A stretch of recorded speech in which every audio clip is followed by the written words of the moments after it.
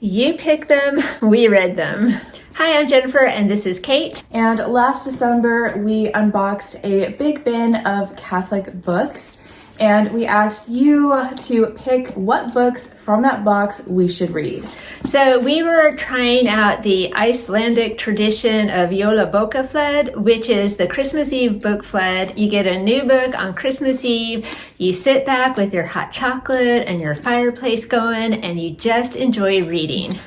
So the book that you picked for me is The Rebel Nun by T. Stratton Smith. So this follows the life of Mother Maria all the way from her childhood through adulthood and then into World War II. And the book you picked for me is The Golden Door, which is the story of St. Katharine Drexel. She was a Philadelphia banking heiress. She inherited millions, but in a surprise move, she became a Catholic nun. So today we're going to take you back in time over the past couple of months as we read these books to see what you picked for us, what these had in store. Okay, so you guys, it has been the most unusual Christmas Eve here, and I am so ready to just kick back with a good book and do some relaxing. So the book that you picked out for me to read is The Golden Door, which is the life of St. Katharine Drexel. I'm really excited to read this one because she was a local saint who spent a lot of time in my area, so I want to get to know her better for sure. And my chocolate of choice tonight is Trader Joe's Dark Chocolate Peanut Butter Cups, one of my favorites. It's Christmas Eve. I am going to indulge. So we're not really doing a fire in the fireplace tonight because it's pretty warm outside. It was almost 70 degrees here today. So while we love the idea of a cozy fire for the book flood, it's just too warm for that. In the meantime, I hope you're enjoying your Christmas Eve and I hope you get to do a lot of reading. Okay, so exclude the fact that I am not put together at all for this clip, but I am here with my first update. I am on chapter 7, which is page 66. So it has been slow progress in this book, definitely, but we're getting there. I have a feeling it is only going to pick up the pace. So this book is divided into 3 parts. So I'm in book 1, The White. White martyrdom consists in a man's abandoning everything he loves for God's sake. And then there's book 2, The Green, and book 3, The Red. And those are all based on different types of martyrdom.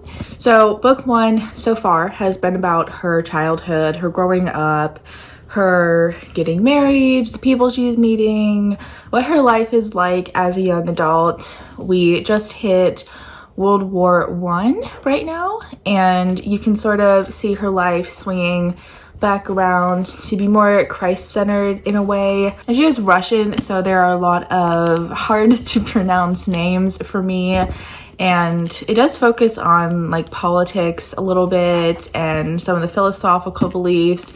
So some of this stuff is just going straight over my head. I don't know what we're talking about, but it has been very interesting. It is slow to read though, which is why I'm not making a whole lot of progress, but it does have pictures, which is fun.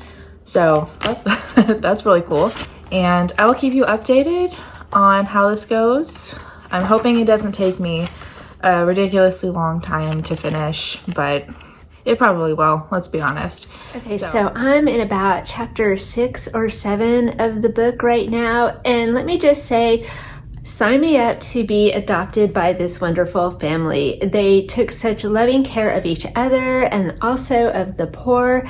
I read that Mrs. Drexel gave away about $20,000 a year in aid to people who just came to her home for help.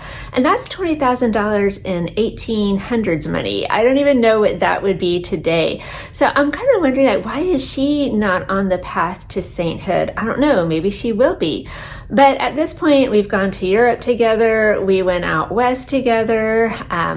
There's a chapter that heavily focuses on the plight of the Indians and the Indian bureaus. There are a lot of names, a lot of this guy and that bureau and this agency.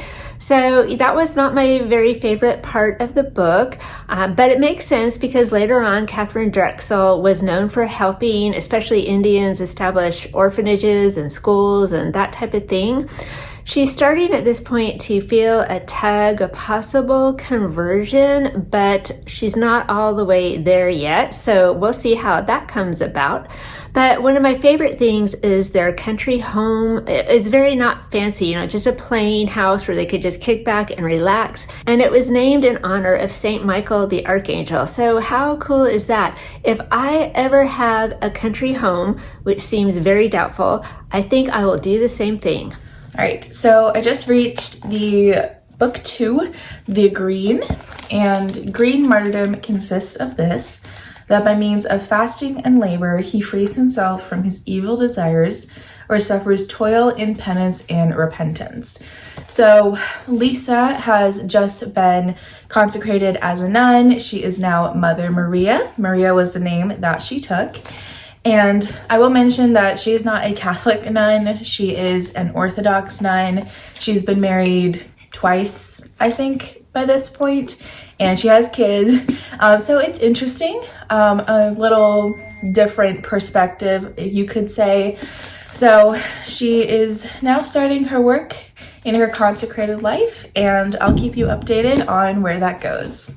Okay, so it's pretty late on New Year's Day, and I'm a little over halfway through the book, and it's so interesting. I mean, how do you go about forming your own religious congregation? Because pretty much from the start, once St. Catherine knew she had a religious vocation, that was the plan. The bishop urged her to start her own order, which would become the Sisters of the Blessed Sacrament. But just, how do you do that? Can just anybody do that? Well, she had a lot of guidance from her bishop and different priests who were spiritual counselors and advisors for her. And also the Sisters of Mercy took her in as a postulant and then a novice, so she could learn, this is what you do when you're a sister, so she could go start her own order. So that's really interesting. And right now she is out west. She is with the Sioux Indian, looking over the reservation, seeing how she can help out. She donated thousands of dollars to the different reservations, especially to start schools. So I love this. The Sioux wanted a church on their reservation so that they could have the big prayer, which is what they called the Mass. Isn't that awesome? The big prayer. So I am filled with nothing but admiration for this saint, and I'm just so glad that I'm reading this book. So I am back with another update. I am sorry if you can hear the washer in the background, but I have just hit part 3 in the book, the red martyrdom section, red martyrdom being dying for your faith. And fittingly enough, we are now in the middle of World War II. Maria has fled from Russia. She is in Paris, and she is helping as many people as she can. So the book is focusing a lot not only on Maria's work, but also the persecution of the Jews in Paris and the roundups and the arrests. It is very hard to read, but it is part of history and it is part of Mother Maria's story. So I have about 50 pages left in the book now, and I can only imagine that soon enough she is going to be arrested as sort of advertised on the cover of the book. So I don't know, it took me a while to get into it, but I think I'm there now, and I will probably see you closer to the end. Okay, so I'm just sitting here with Bishop Beagle, right? And we're just reading some more about Katharine Drexel, and my goodness, the level of racial tension that was going on in the South when she was alive, we're not perfect today, but oh my goodness, the author describes one incident where the basketball team, I think it was, from Xavier University was playing another team, and the people said, oh, if Xavier wins, we're going to burn down the school. I mean, what the heck? It's just really, gosh, why can't we live in peace? I don't know. It's interesting how her life progressed. She went through a time traveling in the Wild West where they had to go by wagon and stagecoach. And she lived all the way through till I think she was 96 or 98 to the time of airplanes and automobiles. So it's funny, she decided she was going to buy a car for her sisters in New Mexico because that would be a little easier for them than getting around in a mule cart. It's also just astounding the number of hospitals and universities and schools and missions and orphanages this lady funded with her millions of dollars. I mean, gosh, it's mind-blowing. Definitely, she was a saint, and I'm so glad that I'm reading about her. All right, I am finally finished with the Rebel Nun. It has been a long time coming, but I finally got there. So the last part of this book about her work in Paris during the war was definitely my favorite part. Just seeing how all out she went to help these people, help the poor, help the refugees, help the persecuted Jews. It was amazing, and it was very sad to read how it all ended in the Ravensbrück concentration camp. But she had a pretty crazy but very dedicated life. So the style of this book was pretty interesting. It felt like it was almost a very long news article that was just sort of the style of the writing, more telling you about her life, not really showing you her life, if that makes sense. And there was a lot of history, there was a lot of politics and names, and there were a lot of other people that more or less weren't completely related to Mother Maria's life in this book. So, while that was all interesting, I did feel as if that sort of bogged down her story and just deviated us away from it a little bit. So, I don't know if that was necessarily my favorite. And then I also feel like the outside of the book, the whole rebel nun and everything, advertised that this book was going to be focused on her work during the war, like solely on her work during the war. And I felt like that was false advertising because it focuses for 2/3 of the book on her childhood and her adult life and everything, which all important, but that was not my expectation from seeing the outside of the book. Overall, I would say I did enjoy this book. Is it ever going to be my favorite? No. Do I feel like I know Mother Maria by now? Absolutely. So my final rating for this book is 3.5 stars, and that's a good 3.5. It's not a disappointed 3.5. It's just I enjoyed this book, but it's never going to be one of my absolute favorite books ever out there. So I would say if you ever get the chance to read this book, then go ahead and do so. I know it is out of print and apparently it's expensive to buy, but if it ever comes along and you're interested, I would say go ahead and read it. So it's a very interesting tale of an inspirational woman. I definitely enjoyed my time reading it. It took me a while, but we got there, and I think that you all picked a pretty good book.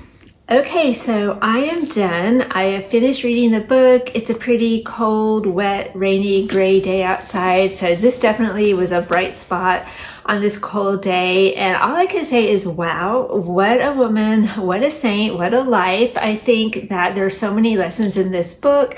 I didn't realize that she lived to be so old. And it sounds like she suffered from dementia in the last years of her life.